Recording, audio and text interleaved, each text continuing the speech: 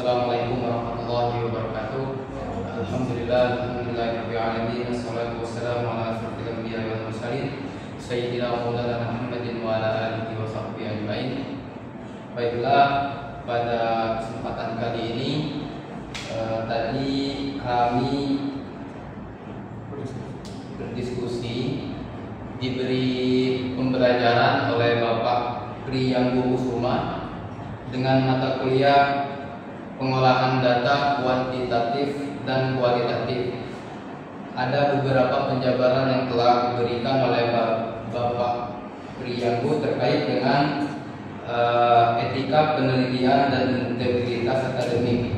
Baik, saya bernama Alvin Saputra. Dan saya Alvin Asana. Saya Ahmad Jadi. Saya Anissa Ramadhani. Saya Amalia Sari. Saya Badaria. Kami di sini ingin menjawab pertanyaan diskusi yang diberikan oleh Bapak Priyanggo di Siakat. Baik, yang pertama ini ialah kasusnya seorang mahasiswa PAI sedang menulis skripsi tentang pengaruh pembelajaran Quran hadis terhadap akhlak siswa. Ia memiliki data kuesioner dari 50 siswa, tetapi 20 diantaranya menunjukkan hasil negatif. Agar hipotesisnya diterima, ia hanya menganalisis 30 data yang positif. Baik, untuk pertanyaan yang pertama ini ialah apakah tindakan mahasiswa tersebut etis? Baik, untuk pertanyaan ini saya akan menjawab. Menurut saya sangatlah tidak etis, karena ia hanya memilih data yang sesuai keinginannya dan mengabaikan data lain. Prinsip etika penelitian adalah jujur. Jujur itu sangat diperlukan baik di dalam segi apapun. Yang kedua ini harus objektif dan tidak memanipulasi data. Baik, untuk pertanyaan selanjutnya. Yang kedua. Pertanyaan kedua, apa dampak dari tindakan ini terhadap dunia pendidikan Islam? Nah, menurut kami ini bisa merusak kepercayaan terhadap pendidikan Islam, yang mana karena penelitian ini dianggap tidak jujur. Selanjutnya, Yang kedua yaitu dampak terhadap kredibilitas penelitian. Di sini mahasiswa tersebut dianggap tidak dapat dipercaya dan hasil penelitiannya diragukan. Yang ketiga yaitu kebijakan pembelajaran sekolah. Jika hasilnya dijadikan dasar kebijakan, maka keputusan sekolah bisa salah karena tidak sesuai kenyataan. Adapun soal yang ketiga yaitu apa alternatif solusi yang seharusnya dilakukan.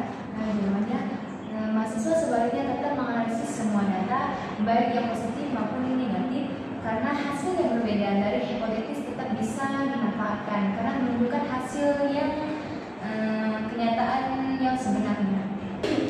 Baik, soal yang keempat yaitu kaitkan kasus ini dengan nilai-nilai Islam. Sebutkan satu ayat atau hadis yang mengatakan. Jadi di dalam Al-Quran menekankan kejujuran seperti di dalam Al-Quran surah Al-Ahzab ayat 70 yang berarti, hai orang-orang yang beriman, bertakwalah kamu kepada Allah dan katakanlah perkataan yang benar. Jadi ini berarti penelitian itu harus berkata jujur dan tidak memasukkan data. Baik, untuk selanjutnya adalah kesimpulan daripada diskusi yang kami lakukan hari ini ialah bahwasanya mahasiswa dalam kasus ini tidak etis karena hanya memilih data sesuai keinginannya. Karena apabila kita ingin mengumpulkan sebuah data, itu harus sesuai dengan kondisi di lapangannya. Tidak boleh sesuai dengan keinginan kita. Karena apa? Karena tindakan itu dapat merusak kredibilitas seorang peneliti, dunia pendidikan dan kebijakan sekolah. Solusi terbaiknya ialah jujur menggunakan semua data yang diperoleh tanpa sesuai keinginan kita tadi, harus sesuai, harus valid data tersebut dan baik positif maupun negatif. Dalam Islam, penelitian harus berlandaskan kejujuran sesuai ajaran Al-Quran dan hadis. Baik, mungkin inilah yang dapat kami sampaikan. Jikalau ada kekurangan, kesalahan maupun kehilafan mohon dimaafkan. Kami dari kelompok 1 mengucapkan terima kasih dan kami akhiri. Wabillahi taufiq wal hidayah. Wassalamualaikum warahmatullahi wabarakatuh.